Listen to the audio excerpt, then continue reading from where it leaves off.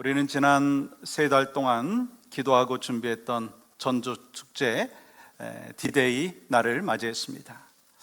그동안 열심히 기도하시고 또 영혼 구원을 위해서 힘쓰신 우리 모든 분들에게 하나님의 복이 함께 하시기를 주님의 이름으로 간절히 축복합니다. 오늘은 또한 추수감사주일이죠. 지나온 1년의 삶을 되돌아보면서 또 여러분과 또 여러분의 가정 가운데 감사가 넘치시기를 주님의 이름으로 간절히 축복합니다. 이 추수감사절은 신대륙에 정착한 청교도들이 1621년 11월 가을에 그 첫 수확을 거둔 것을 감사하며 또 예배를 드린 것이 유래가 된 것 여러분이 잘 알고 있을 것입니다. 그런데요, 이 그들의 첫 번째 추수감사절은 우리가 생각하는 그 수확의 풍성함과는 거리가 멀었고 그렇게 대단하지가 않았다라고 하는 거예요. 그리고 그들은 신대륙에 정착한 첫 해에 아주 혹독하고 잔인한 겨울을 견뎌야만 했었습니다.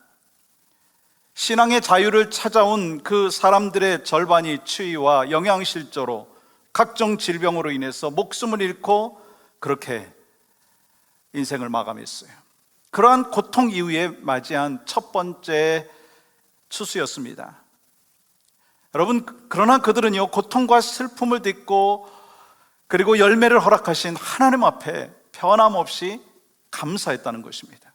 여러분, 그런 의미에서 본다면 현재 우리는 이 팬데믹과 또한 전쟁과 또 자연재해 그리고 또한 경제적인 위기의 불안 가운데 있는 힘든 가을을 지내고 있어요. 그렇다면 우리는 예수 그리스도를 믿는 자로서 어떻게 감사의 삶을 살아가야 하느냐라고 하는 것입니다. 오늘 나누게 되는 이 감사는요, 무엇인가? 여러분, 내 상황과 형편을 뛰어넘어서 예수 그리스도의 평강이 내 마음을 주장하는 것이 감사라고 하는 거예요. 비록 삶의 현실은 힘들고 어려운 상황이라 한다 할지라도 하나님이 나와 함께 하시고 가장 선한 길로 인도하여 주신다라고 하는 믿음을 가질 때 우리는요, 감사할 수가 있습니다. 여러분, 교도소와 수도원의 차이가 뭔지 아세요? 두 건물은요, 높은 담장, 굳게 닫힌 문으로 세상과 차단이 되어 있다라고 하는 그런 의미에서는 겉보기에는 비슷해 보입니다. 근데 차이가 있어요. 그 차이는요, 불평과 감사라고 하는 거예요. 죄수들은요, 매 순간 불평을 합니다. 세상 돌아가는 것에 대해서, 또 사회와 나라에 대해서, 가족과 또 이웃에 대해서 불평합니다. 근데 반면에 수사들은 매 순간 감사한다는 거예요. 구원해 주신 것에 대하여 감사하고, 말씀 묵상하면서 감사하고, 좋은 동역자들이 함께 순례자의 길을 걸어가고 있다는 것에 대해서 감사하고 있다는 거예요. 마찬가지예요. 우리가 모든 상황에 대해서 불평한다면 여러분, 죄수처럼 사는 거예요. 삶의 자리는요, 지옥이 되는 거예요. 근데 범사에 감사한다면 우리의 삶은요, 그 자리는요, 천국이 되는 거예요. 우리는 매년 이 감사의 절기를 맞이해서 이런 고백을 합니다. 내가 누려왔던 모든 것들이, 내가 지나왔던 모든 순간이, 내가 걸어왔던 모든 순간이 당연한 것이 아니라 은혜였습니다. 모든 것이 하나님의 은혜였고 은혜였습니다. 그것을 깨닫고 고백하잖아요. 근데 오늘 본문 말씀에도 감사라고 하는 단어가 새 구절 속에 모두가 등장하고 있는 것을 보게 됐죠. 여러분, 15절 말씀 속에 너희는 또한 감사하는 자가 되라. 16절 감사하는 마음으로 하나님을 찬양하고, 17절 그를 힘입어 하나님 아버지께 감사하라. 저는 소망하는 마음이 있습니다. 오늘 말씀을 통해서 삶의 감사가 회복되어지고 가정과 교회가 감사가 넘쳐날 수 있기를 주의 이름으로 간절히 소망합니다. 그러면 우리의 삶에 어떻게 감사가 넘쳐날 수 있느냐라고 하는 것입니다. 그 첫 번째는요, 감사를 훈련해야 합니다. 감사를 훈련해야 합니다. 이 본문 15절 말씀 보시면 이렇게 기록하고 있어요. 너희는 또한 감사하는 자가 되라. 그럼 무슨 뜻인가요? 이 감사의 삶은요, 이미 만들어져 있는 것이 아니라는 거예요. 우리가 스스로 만들어가는 것이다라고 하는 거예요. 영성가인 헨리 나우엔이 이런 말을 했어요.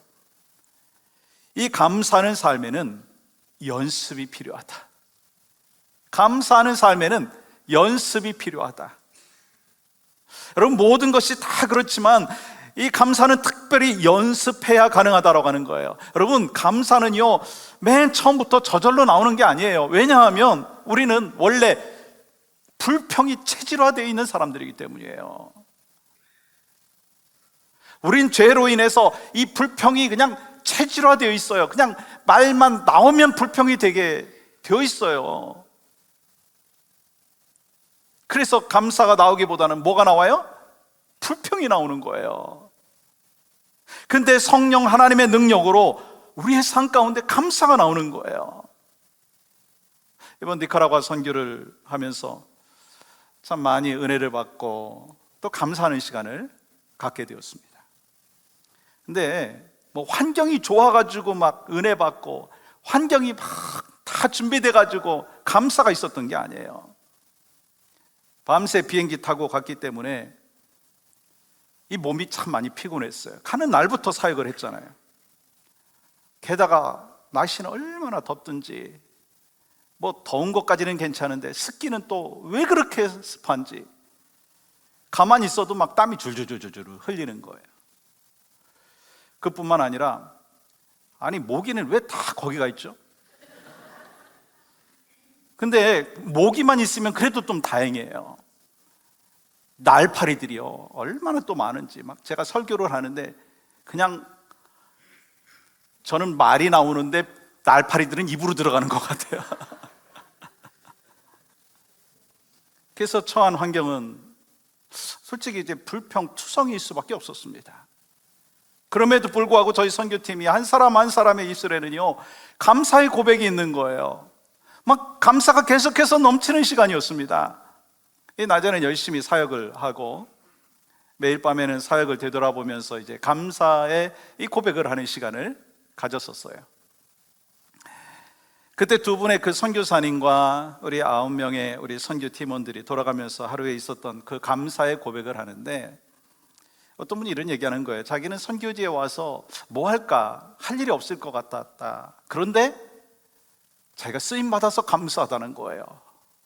정말 그분이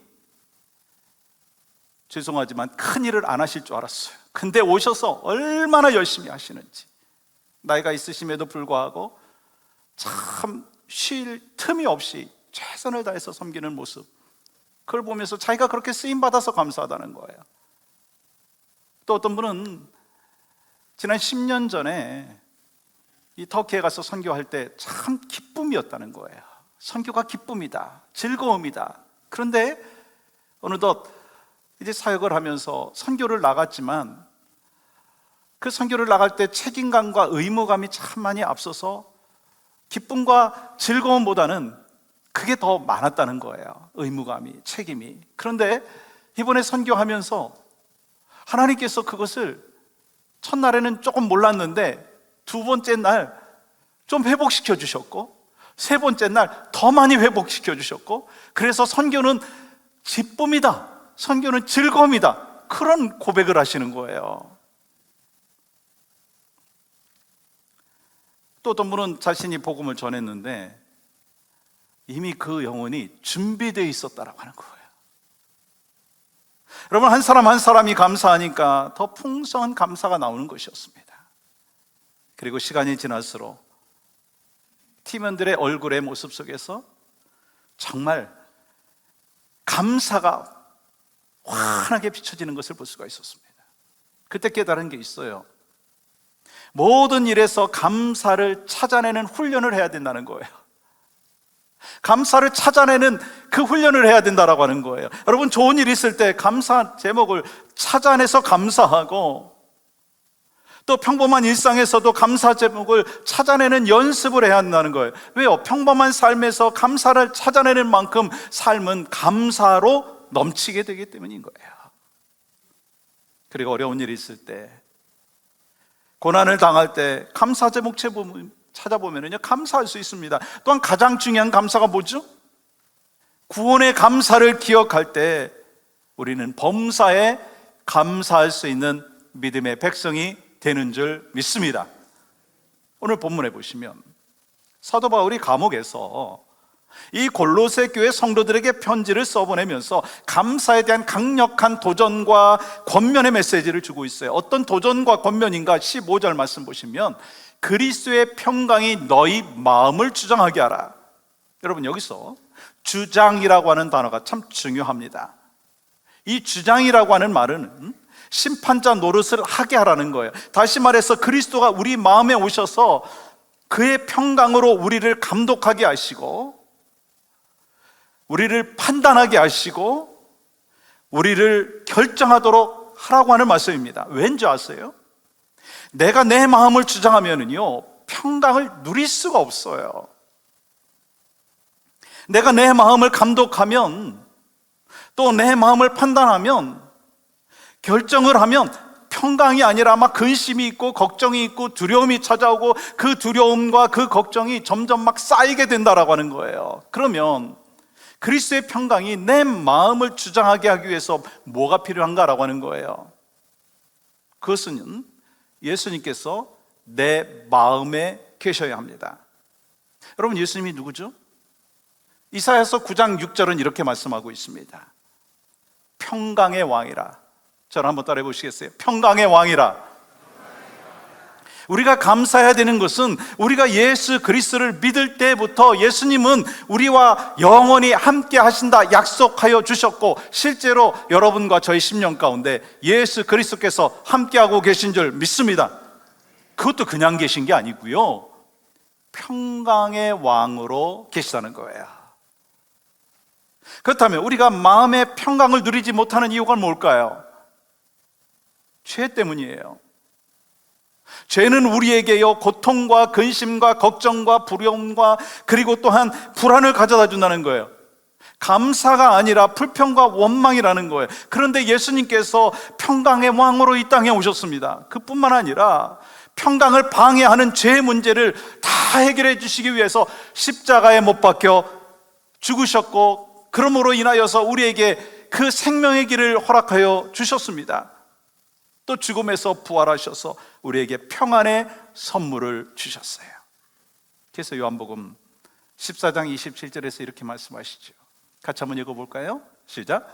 평안을 너희에게 끼치노니 곧 나의 평안을 너희에게 주노라. 내가 너희에게 주는 것은 세상이 주는 것과 같지 아니하니라. 너희는 마음에 근심하지도 말고 두려워하지도 말라. 그러면 우리가 그리스도가 주신 그 평안을 적극적으로 누리는 방법이 뭐냐라고 하는 거예요. 그것은 어떤 상황 속에서도 감사하는 것입니다. 어떤 상황 속에서도 감사하는 거예요. 그러므로 감사는요, 내가 예수님을 믿고 있다라고 하는 증거가 되는 것이고, 감사는요, 예수 그리스도가 나에게 평강으로 다가오셨다라고 하는 증거가 되는 것이고, 예수님의 평강이 내 마음을 다스리고 있다라고 하는 증거가 바로 감사라는 거예요.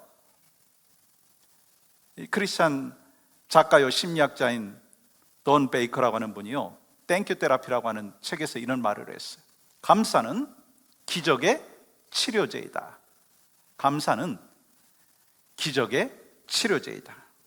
감사는 모든 증상과 모든 질병에 다 효능이 있다는 거예요. 절대로 부작용이 없어요. 아무리 많이 먹는다고 한다 할지라도 막 중독이 생기지 않는다는 거예요.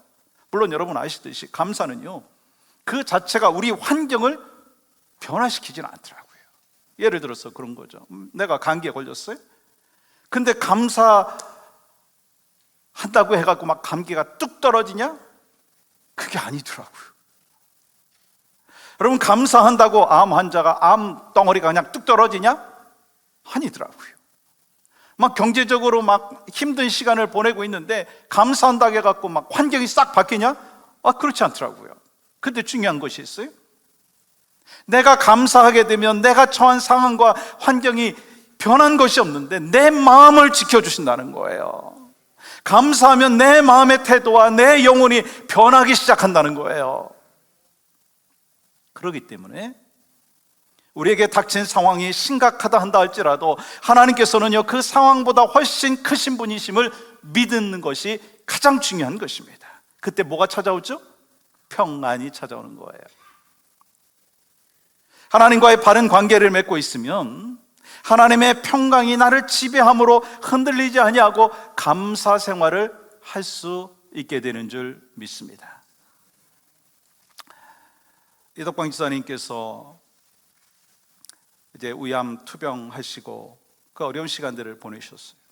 근데 참 어려운 시간을 보내실 때 또 우리 집사님과 권사님한테 누가 위로가 되겠습니까? 하나님이 위로가 되시죠. 또 그 위로의 전달자가 누가 되겠습니까? 우리 성도들도 됐지만 저도 위로의 전달자가 되지 않습니까?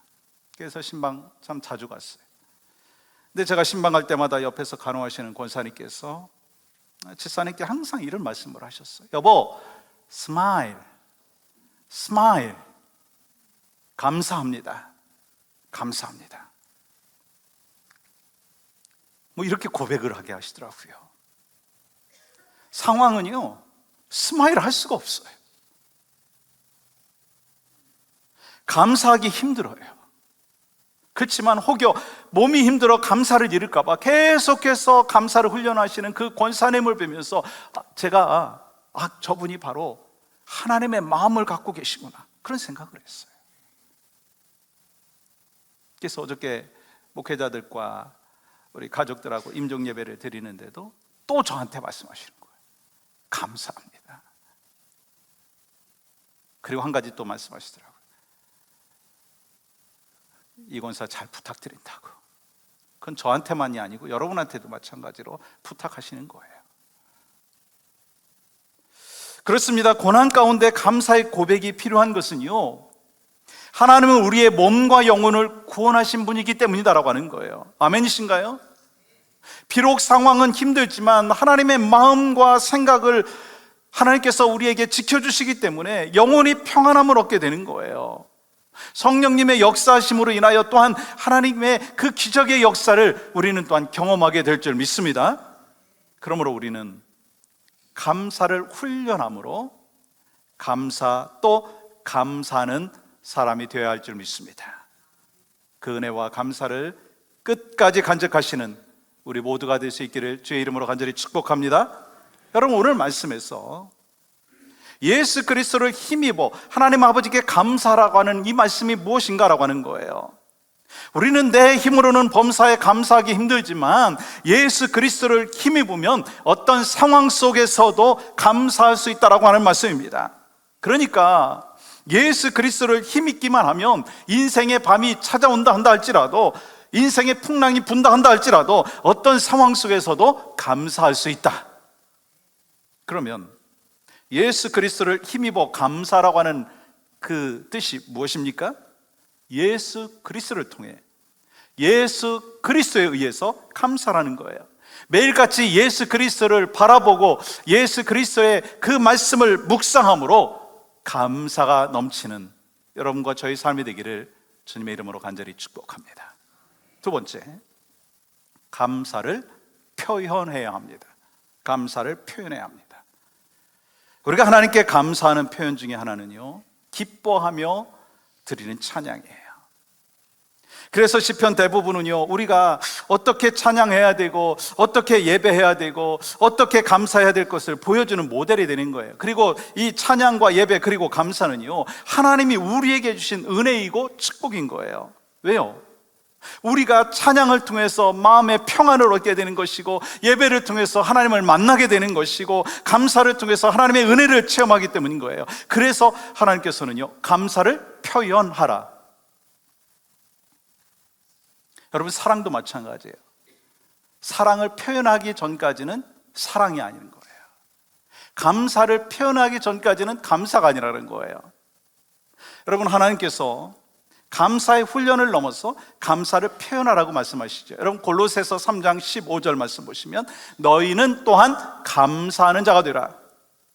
우리는 감사의 훈련을 통해서 존재 자체가 바뀌어야 된다는 거예요. 우리의 변화는 doing의 변화를 넘어야 된다는 거예요. 행함의 변화에서 머물러 있는 게 아니고 being의 변화, 존재의 변화, 본질의 변화가 있어야 된다는 거예요. 왜냐하면 감사를 표현해야 감사하는 삶을 살 수 있기 때문인 것이죠.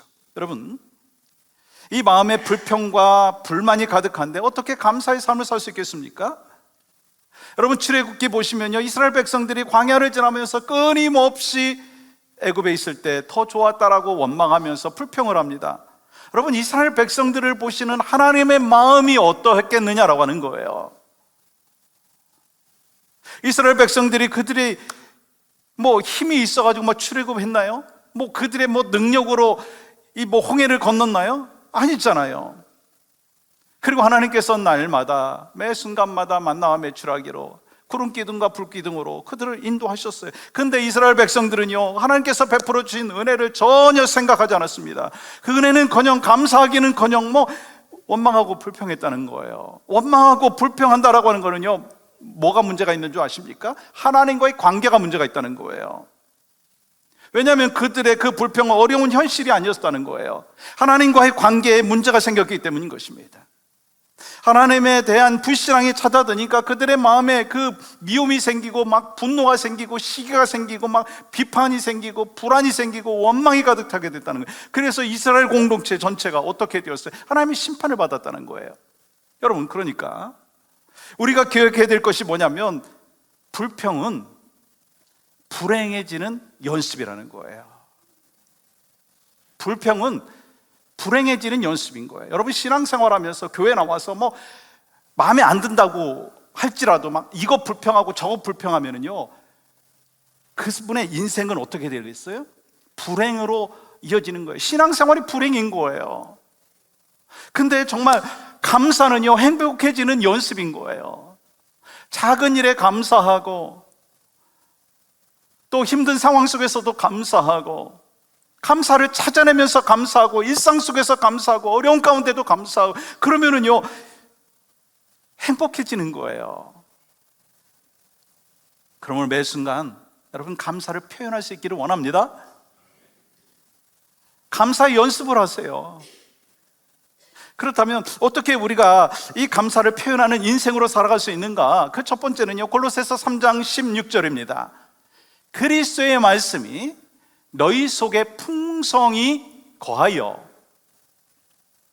사람은 마음에 있는 것이 입으로 나오게 되어 있어요. 마음에 있는 것을 말하게 되어 있습니다. 그러니까 그리스도의 말씀이 우리의 생각과 우리의 언어와 우리의 행동, 모든 말을 지배하게끔 해야 된다는 거예요. 그러면 하나님의 말씀이 우리 안에 가득 채워지고 풍성하게 채워져야 한다는 거예요. 단순히 그냥 말씀을 가끔 읽고 그러는 게 아니고요. 말씀을 읽고 묵상하고 말씀대로 살려고 애쓰고 힘써야 된다는 거예요. 그래서 말씀이 우리의 생각과 마음에 그 지배가 되어야 한다는 거예요. 스며들어가고 채워져야 된다는 거예요. 그럴 때 우리는요, 감사가 표현되어지고 감사의 찬송이 나오는 거예요. 그렇게 하나님의 말씀이 내 속에 거함으로 인하여 그 말씀으로 가르치고 서로 권면하면서 감사하는 마음으로 찬양하고 감사의 인생을 우리가 살 수가 있다는 거예요. 내 속에서 역사하시는 하나님에 대하여 말할 수가 있고요, 하나님의 은혜를 잊지 않을 때 감사하게 되어 있는 거예요. 여러분, 혹시 여러분들 가운데 어둠의 인생의 터널을 통과하고 계신 분 계신가요? 그리할지라도 인생의 힘과 방패 되시는 주님을 의지하고 찬양할 수 있기를 주님의 이름으로 간절히 축복합니다. 왜냐하면 하나님은 인생의 슬픔을 기쁨으로 바꾸어 주시는 분이기 때문입니다. 아멘이시죠? 여러분, 시편 30편 11절 12절 말씀 우리 한 목소리로 같이 받겠습니다. 시작. 주께서 나의 슬픔이 변하여 내게 춤이 되게 하시며 나의 베옷을 벗기고 기쁨으로 띠띠우셨나이다. 이는 잠잠하지 아니하고 내 영광으로 주를 찬송하게 하심이니 여호와 나의 하나님이요 내가 주께 영원히 감사하리이다. 소망하기는 이 추수감사절을 맞이하여서 우리의 마음 가운데 있는 혹시 불평과 원망의 말을 회개하십시오. 그리고 상황을 초월하여 찬양받으시는 주님께 감사의 찬양을 올려드리는 여러분과 저희 삶이 되어야 될 줄 믿습니다. 두 번째는 또 어떻게 감사를 또 표현해야 되느냐? 17절 말씀 보세요. 또 무엇을 하든지 말에나 일에나 다 주 예수의 이름으로 하고. 여러분, 하나님께 감사하는 성도의 특징이 뭔가요? 무엇을 하든지 말에나 일에나 다 주 예수의 이름으로 하고. 하나님이 원하시는 감사하는 성도의 모습은요, 나의 모든 말과 행동을 예수 그리스도의 이름으로 행하라고 하는 거예요. 그리고 감사의 대상이 누군가요? 하나님인 거예요. 왜냐하면 우리의 모든 삶에 주어진 것, 모든 좋은 것, 또 선한 것, 그거 하나님께서 주셨다는 거예요. 사랑하는 여러분, 여러분의 모든 일과 말들이 주님의 이름으로 하고 있는지 되돌아보십시오. 주님의 이름으로 하고 있다면, 그리스도의 마음으로 하고 있다면 여러분의 삶에 감사가 넘치게 될 줄 믿습니다. 데살로니가전서 5장 18절 말씀 보시면 범사에 감사하라, 이것이 그리스도 예수 안에서 너희를 향하신 하나님의 뜻이니라. 범사에 감사하는 것이 하나님의 뜻이라고 말씀합니다. 범사에 감사하는 것이 하나님이 기뻐하시는 것이고 하나님께서 영광 받으시는 것이라고 말씀하십니다. 하나님께서는 당신의 백성들에게 사랑의 고백을 받으시기를 원해요. 사랑의 고백, 신앙의 고백, 헌신의 고백을 듣기를 원하신다는 거예요. 여러분, 과거에 이런 적이 있지 않습니까? 애들이 어렸을 때, 막 애들을 키울 때 이런 질문합니다. 엄마가 좋아? 아빠가 좋아? 여러분, 왜 그렇게 질문을 하죠? 아이의 입술에서 나를 사랑한다라고 하는 말을 듣기를 원하잖아요. 할머니가 좋아? 할아버지가 좋아? 뭐 그렇게 질문하잖아요. 사랑받기를 원하는 거예요. 근데 하나님은 어떻겠느냐는 거예요. 하나님의 마음은 어떻겠느냐라고 하는 것입니다. 하나님께서도요, 사랑의 고백을 듣기를 원하신다는 거예요. 그러니까 시편 23편의 다윗의 고백이 그냥 다윗만의 고백이 아니라 여러분과 저의 고백이 되어야 된다는 거예요. 여호와는 나의 목자시니 내게 부족함이 없으리로다. 나에게 부족함이 없는 이유는 여호와가 나의 목자시기 때문이다라고 하는 거예요. 내가 부족함이 없는 이유가 뭐 물질적으로 어려움이 없고 모든 환경에서 다 채워졌기 때문이 아니라 여호와가 나의 목자이시고 나의 구원자이시기 때문에 내가 부족함이 없다라고 하는 것입니다. 사망의 음침한 골짜기를 다닌다 할지라도 해를 두려워하지 않을 것은 주께서 나와 함께 하심이라. 그것이 바로 다윗의 고백이 될 뿐만 아니라 여러분과 저의 고백이 될 수 있기를 주님의 이름으로 다시 한번 축복합니다. 이렇게 우리의 입술을 통해서 감사를 표현하지만 말만 하면 안 된다는 거예요. 뭐가 따라야 되죠? 행함이 따라야 된다는 거예요. 가장 좋은 행함의 표현은요, 나눔이라는 거예요. 감사의 마음이 있으면 나눔을 통해서 그 감사의 마음을 표현하게 되는 거예요. 이번에 니카라과 선교 잘 갔다 왔습니다. 근데 돌아온 지 열흘 만에 또 한 분은 저 아프리카 기니비사우로 선교를 떠났어요. 얼마 전까지만 해도 많이 좀 몸이 건강에 좀 연약함이 있으셨어요. 근데 하나님께서 나에게 맡겨주신 이 선교의 사명을 감당하는 것이 마땅하다라고 생각하고, 또한 이것이 이 믿음의 고백이고 또 하나님 앞에 삶을 드린 그 믿음의 백성의 삶의 모습이다 생각을 하시고, 이번 주 땡스기빙 바로 다음 금요일 날 떠나셔서 그 다음 주 12월 2일 날 돌아오십니다. 길장로님이세요. 특별히 기도 많이 해주셔야 돼요. 아직 100% 회복되지 않았지만 하나님께서 맡겨주신 사명 갖고 떠나시는 거예요. 왜요?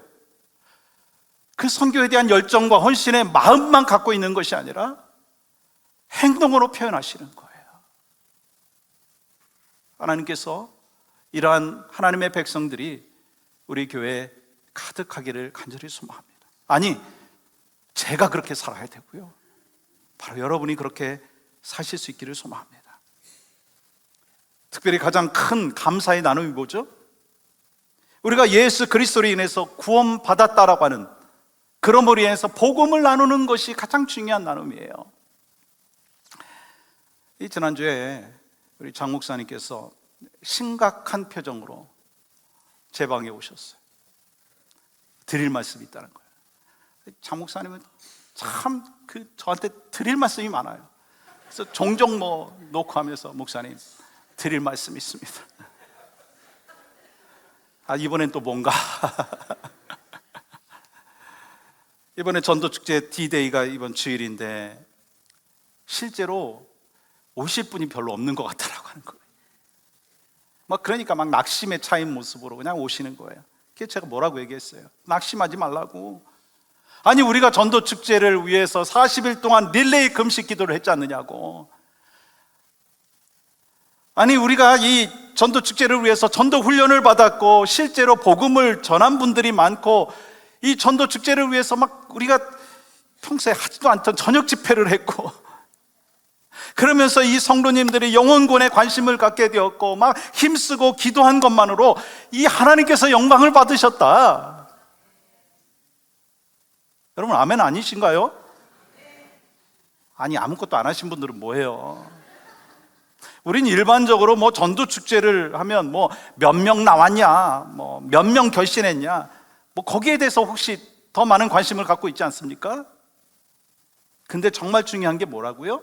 숫자가 아니라는 거예요. 넘버가 아니라는 거예요. 우리가 어떤 마음으로 영혼을 바라보게 되었느냐라고 하는 거예요. 여러분, 이번 전도축제를 하면서 많은 분들이 이런 얘기를 합니다. 우리 교회 체질이 바뀌었다고. 아니, 일부 예배만 그런 분이 계신가? 우리 교회 체질이 바뀌었어요. 이 많은 분들이, 이제 성도님들이 주변에 있는 분들을 바라보면서 전도해야 되겠다, 저분에게 복음을 전해야 되겠다, 영혼을 구원해야 되겠다라고 하는 그 마음을 갖고 있는 것이 열매 아닙니까? 또한 우리가 복음을 전할 때 그 복음은 전도 대상자가 들을 뿐만 아니라 복음을 전하는데 누가 듣는 줄 아십니까? 누가 들어요? 물론 하나님 듣죠. 내가 들어요. 복음을 전할 때 전도 대상자가 들을 뿐만 아니라 내가 듣는다라고 하는 거예요. 그래서 내가 복음으로 무장하게 되고 영적으로 충만해져서 영적인 군사가 되는 거예요. 그런 면에서 이번 선교에서 가장 은혜 받은 사람이 누군지 아십니까? 나 자신이 아니고 목사님 저예요. 왜냐하면 제가 선교하기 전에 여러 가지 우리가 사역을 하기 전에 먼저 설교하잖아요. 복음에 대해서 설교하고 끝나고 나면 원투원으로 앉혀놓고 통역관이 이렇게 통역을 하면서 복음을 전하잖아요. 여러분, 제가 선교 갔다 오기 전하고 지금하고 바뀐 게 있잖아요. 뭐가 바뀌었어요? 얼굴이 바뀌었어요. 영적인 분들은 그건 아는데 얼굴이 환하고 성령 충만하게 바뀌지 않았습니까? 이 선교 갔다 오신 분들 얼굴 한번 보세요. 아까 말씀드린 대로 상황은 참 열악했습니다. 왜 우리가 비싼 비행기 싹을 들이고 정말 시간을 투자하고 갔을까라고 퀘스천을 하는 분들도 있을 수 있지만, 근데 그 사역의 그 열매들을 바라보면서 정말 하나님이 나에게 주신 귀한 이 사명을 감당할 때 주시는 감사와 기쁨이 있기 때문에 얼굴이 바뀌고 인생이 바뀌는 거예요. 마찬가지예요. 전도축제 기간 동안 우리가 전한 복음, 우리의 희생과 수고, 그 모든 것을 하나님께서 받아주신 줄 믿습니다. 그리고 우리가 예수의 증인되는 교회의 사명을 감당하고 있는 거예요. 그리고 그 열매는 여러분 기억하십시오. 이번 주뿐만이 아니라는 거예요. 다음 주도 있고요, 다음 달에도 있을 것이고 내년에도 열매를 맺게 될 줄 믿습니다. 그래서 우리는 이번 전도축제를 통해서 하나님의 은혜에 대하여 감사할 수 있기를 주님의 이름으로 축복합니다. 여러분, 나침판 아시죠? 저 나침판 화면에 비치는 대로 이 나침판은요, 가만히 놔두면 항상 북쪽을 향하게 되어 있어요. 근데 나침판을 막 흔들면 동쪽으로도 서쪽으로도 남쪽으로도 그 침이 가리키게 되어 있습니다. 그런데 그렇게 흔들리다가도요, 다시 북쪽을 향하게 되어 있어요. 여러분, 우리가 신앙생활 하다가 보면은요, 상처가 될 때도 있어요. 정말 슬퍼할 때도 있고요, 막 흔들릴 때도 있어요. 이 기도할 힘이 없어서 흔들릴 때도 있습니다. 막 불평과 원망이 나오면서 막 흔들릴 수도 있습니다. 근데 참된 신앙인은요, 그렇게 막 흔들리다가도 다시 감사로 돌아온다는 거예요. 다시 기도의 자리로 돌아온다는 거예요. 그러면 왜 나침판이 항상 북쪽을 향하게 되어 있습니까? 자기력 때문에, 자기장 때문에 그런 거예요. 여러분, 크리스찬이 어떻게 범사에 감사할 수 있습니까? 어떤 상황 속에서도 어떻게 감사할 수 있습니까? 예수 그리스도의 은혜 안에 있을 때 우리는 범사에 감사할 수 있는 믿음의 백성이 되는 줄 믿습니다. 사랑하는 여러분, 하나님께 감사하고 또 가정으로 돌아가서 배우자들한테 감사해 보십시오. 자녀들한테 감사해 보십시오. 감사는 훈련이에요. 이따가 나가셔서 음식 준비하신 분들한테 감사 많이 하세요. 그러면 내년에는 더 많은 반찬이 있을 줄 믿습니다. 우리 서로 감사하자는 거예요. 감사 훈련이에요. 또 감사 훈련을 뿐만 아니라 어떻게 표현해야 된다는 거예요. 어떻게 감사할 수 있습니까? 하나님의 말씀이 내 안에 풍성히 겨야 된다는 거예요. 그 하나님의 말씀으로 서로 권면하고 찬양하는 삶을 살아갈 때 은혜 가운데 거하게 되고, 무엇을 하든지 예수 그리스도 안에서 할 때 감사가 넘치는 인생이 되는 줄 믿습니다. 우리 모두가 감사를 훈련하고 표현함으로 감사가 넘칠 수 있기를 주님의 이름으로 간절히 축복합니다.